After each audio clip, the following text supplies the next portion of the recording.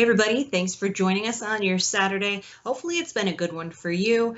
We've been counting our blessings here down in the south where Delta made its way onshore yesterday in the evening. I was with Chief Meteorologist Leslie Hudson as we watched this thing come ashore as a Category 2 hurricane. Things have changed drastically since then, and we've got our graphics here to show you what the big picture is looking like here across the lower 48. The past 6 hours, or excuse me, the past 24 hours, you can see Delta coming ashore there along the Gulf Coast. Mostly quiet in other parts of the country, except for another system coming in from the Pacific Northwest. But really, Delta stealing the show here and having an impact all across the Gulf Coast, from Texas getting in on some of the rain and the gusty winds, and then all the way out through Florida still experiencing some moisture as Delta helps to draw up some of that moisture from the Gulf of Mexico. So they're going to continue to see showers across the southeast today, even if they're not in the immediate vicinity of what is now Tropical Depression Delta. So let me show you the latest track that came out at 11 a.m.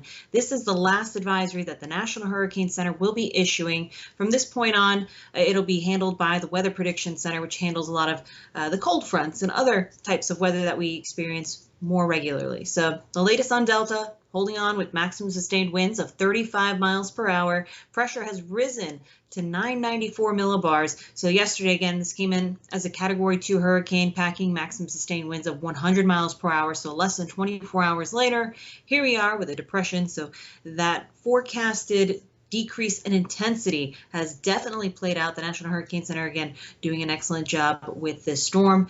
And so we've seen an increase in forward speed here, now moving at 16 miles per hour. The storm has been a fast mover since the get-go, coming in at 14 miles per hour and increasing as the steering mechanisms aloft kind of whisk this thing up and move it through. So I want to show you this track going on into the next 3 days. Not too exciting here. We're going to continue to see the decrease in intensity, the increase in forward speed up until about tomorrow. Then it'll kind of slow down as it gets situated with this upper level trough that's moving through across the Great Lakes area. So by the time we head into Monday, it's just an open low hanging out around the Ohio River Valley, nearing the Great Lakes, and just going to help aid in the moisture that will be coming to folks in the Northeast ahead of another frontal system. So we're looking at the threat of winds coming down, and those rainfall totals we'll show you here in a moment will still be something to be concerned about, but more localized in nature as we head on through the rest of the weekend. But this is about it for Delta. That's all she wrote on this one. I want to take you now to the My Radar app and show you some of the radar that's happening near the center of Delta as it moves across Mississippi. This is what it looks like here. You can see one strong band wrapping in that obvious counterclockwise motion across parts of Alabama and into the panhandle of Florida, eventually making its way into Georgia, and that expands all the way up into the mountains of the Carolinas and West Virginia. So a lot of folks getting in on this heavy, heavy rainfall. And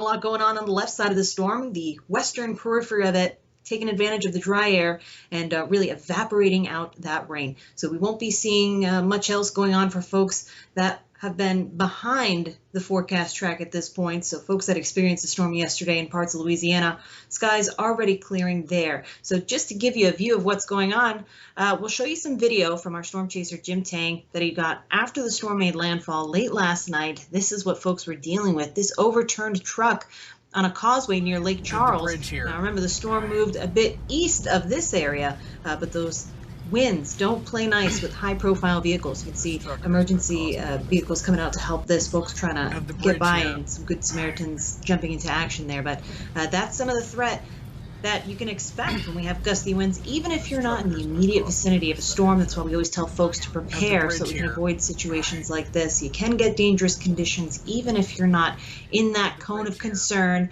or immediately near where the storm is at the time. So now I want to show you the difference in the scenario. We'll take you to our partners with WeatherStem, our camera that's on top of the stadium there, Alex Box Stadium in Baton Rouge, on the campus of LSU here.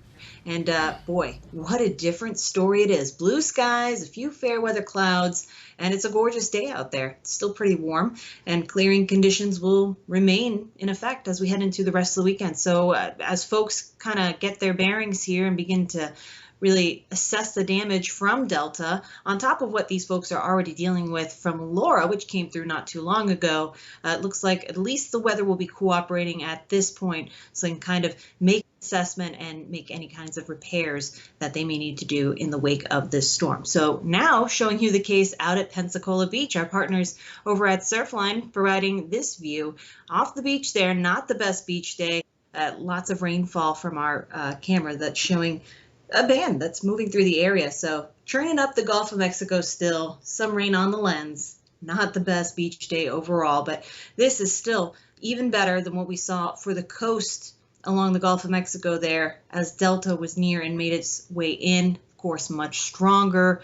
So this is a best case scenario here. We're beginning to see things improve for folks. Again, that rain band hanging out over the southeast will continue to churn up some of that Gulf moisture, but the gusty winds will become less of a problem within that rain band going on through the rest of today, just really dealing with those heavy rainfall totals. I want to show you the storm on infrared so you can see how much we've seen the clouds kind of settle out here, that dry air wrapping in. This is infrared imagery showing you cold cloud tops, and those bright colors show you some of the coldest clouds, the strongest storms, if you will, or convection in the storm.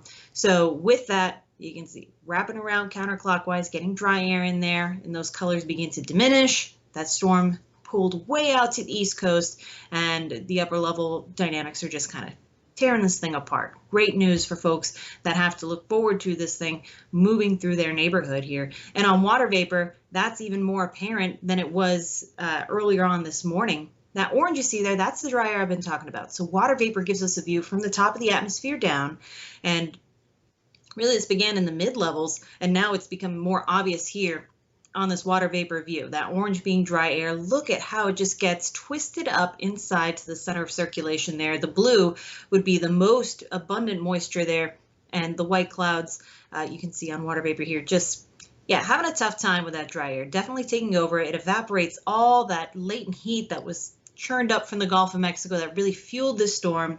And there's not much left to Delta here in terms of tropical characteristics. So that's why we showed you on the path a little while ago. This is quickly going to turn into just an open remnant low as we head into the rest of your Saturday and your Sunday. So what that means is tropical systems are different from the regular frontal systems we normally see because they form in a different way. They rely on that fuel from latent heat of condensation that they take from warm ocean waters, and then they need an exhaust above.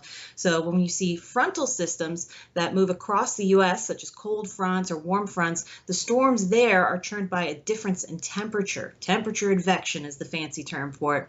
So Delta is then going to, it doesn't have the Gulf of Mexico as its moisture source anymore, so it's going to lose that kind of fuel and motion and just get roped up into the general weather pattern here, which if you caught the fast forecast, you already know what that looks like. I want to show that to you here now.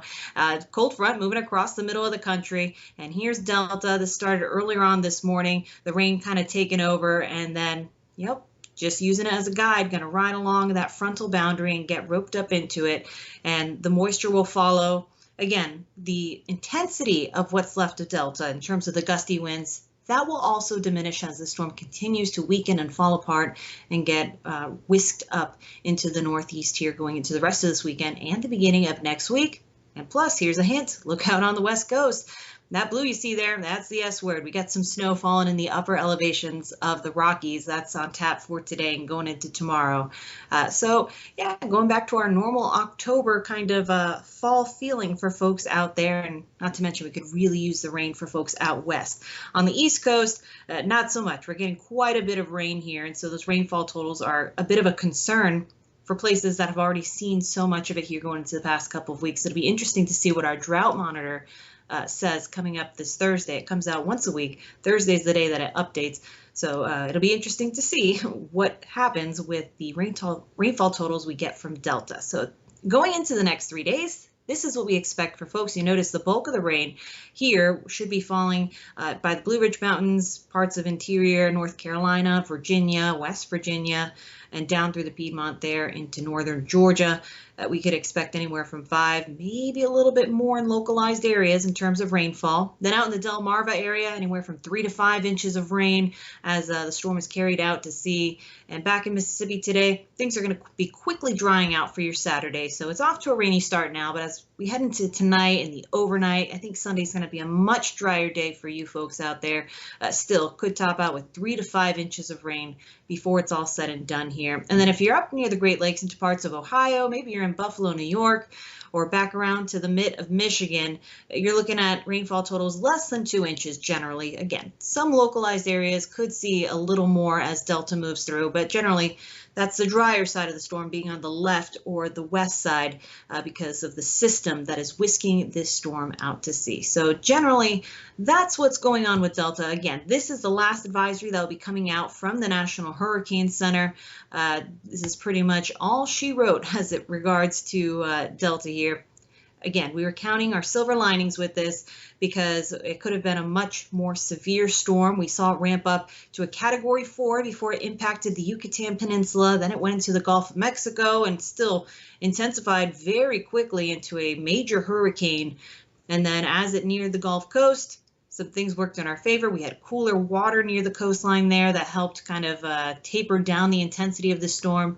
And then as it ramped up to that major hurricane status in the Gulf of Mexico, the system that is now taking it out across the eastern U.S. was helping to fuel that. And then as it got too close, they didn't play nice with each other. And all these things aided in Delta's de-intensification that happened yesterday as it made landfall. So, of course, we'll continue to bring you all the latest as we go on through today. From this point forward, again, the Weather Prediction Center will be taking over, and this will be more of just a flooding event for some folks. And we showed you those rainfall totals, so you know exactly where we're pinpointing some of that to be, and the forward speed with this will really help mitigate some of those issues. But again, thanks for sticking with us throughout all of our coverage. We hope that it was useful for you folks and helped keep you prepared, keep you ahead of the storm. And if you want to recap any of our coverage from this storm or check out some of our resources for how you can prepare for hurricane season, at this point, believe it or not, it's been a long season, the 26th storm, Delta. We're in the Greek alphabet here. We are still not done with hurricane season. That goes officially until the end of November. November 30th is the official end date for that. So hopefully this will be the last one that we're dealing with. But of course, if anything else arises, we'll be here to walk you through it. Until then, we'll see you back here soon, guys. Hope you have a great rest of your Saturday. Take care.